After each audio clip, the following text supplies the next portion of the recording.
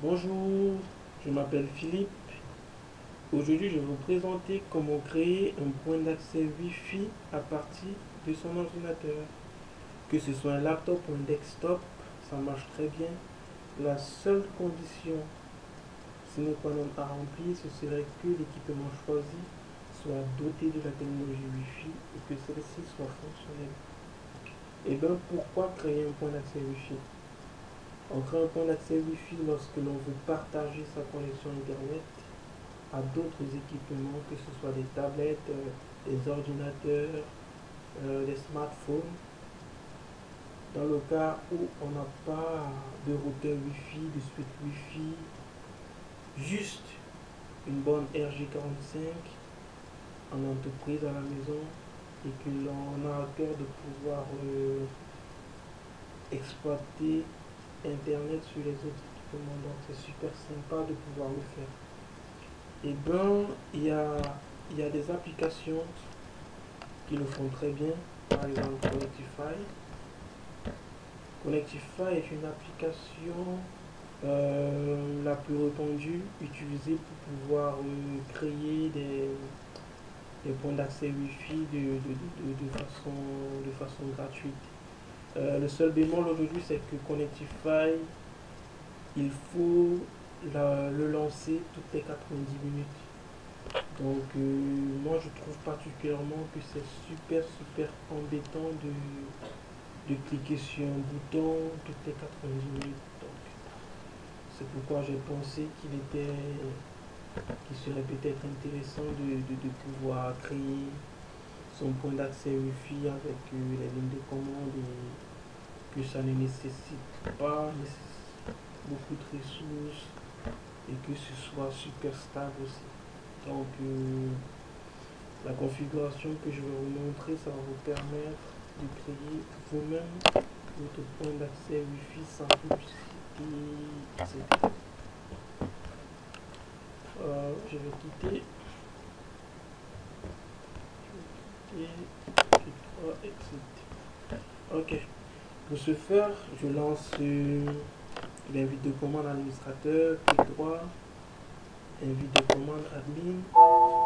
Oui.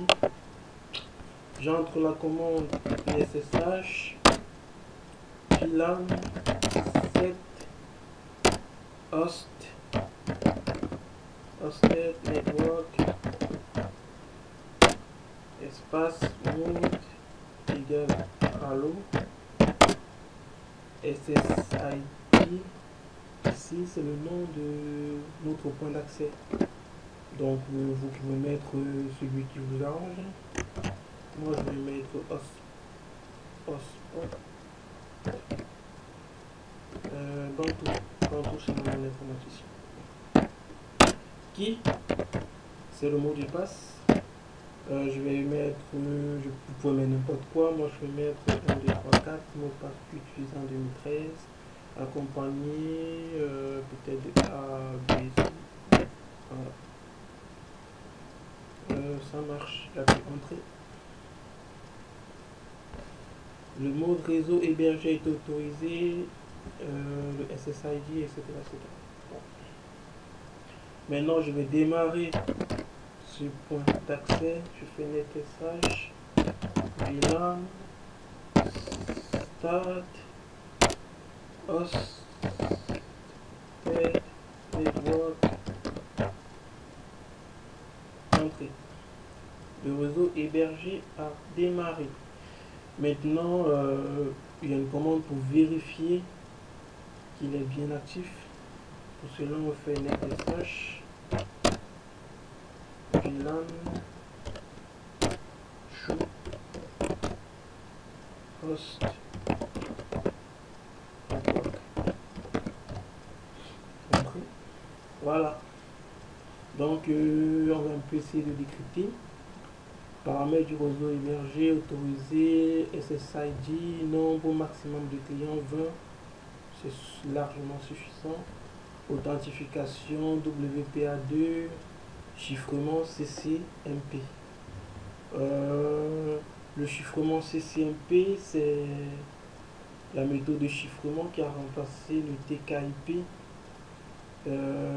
ceux qui connaissaient le TPK/IP, qui était exploité par le WPA, première génération. Et lui aussi, c'est un protocole de chiffrement qui exploite le AES. Donc,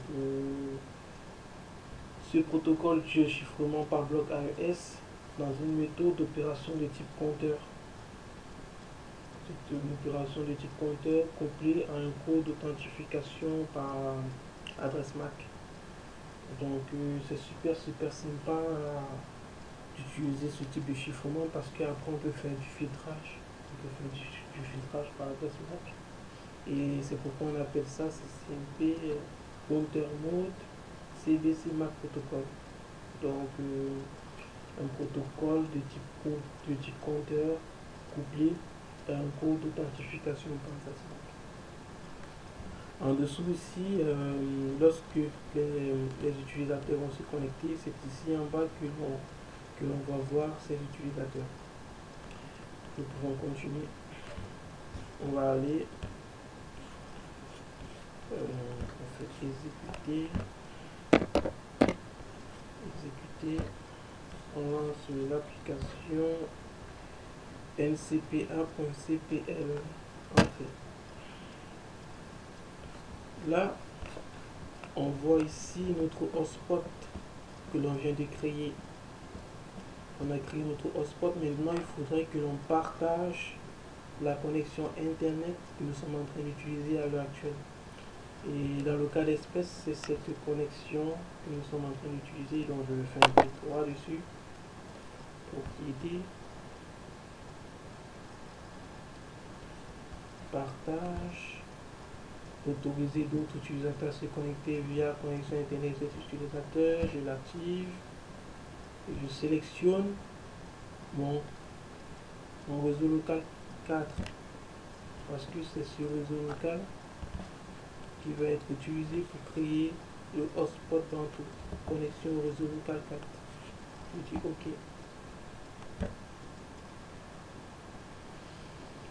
Voilà, c'est partagé. Ma connexion est partagée.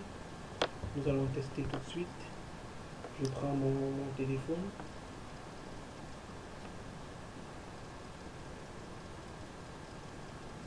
Je vois le hotspot que l'on vient de créer. J'entre la clé de sécurité qui est 1, 2, 3, 4, A, B, C, D. Et là, je vais me connecter sur le hotspot que l'on vient de créer. La connexion, ça s'est bien passé. Maintenant, je vais lancer une vidéocommande. Admin. Oui. Et j'en la commande SSH. VLAN. Chou. Host. Head. Network. Entrée. Nombre de clients ici, je vois 1. Ça c'est mon smartphone avec lequel je me suis connecté et ça marche très bien. Donc c'est super pratique. Donc à chaque fois que l'on démarre la machine, il faudra automatiquement entrer la commande netsh VLAN start host network. Voilà. Donc, chaque fois que j'éteins ma machine et que je l'allume, pour activer le partage, pour activer mon hotspot et tout, je dois lancer cette commande SSH VLAN start hosted network.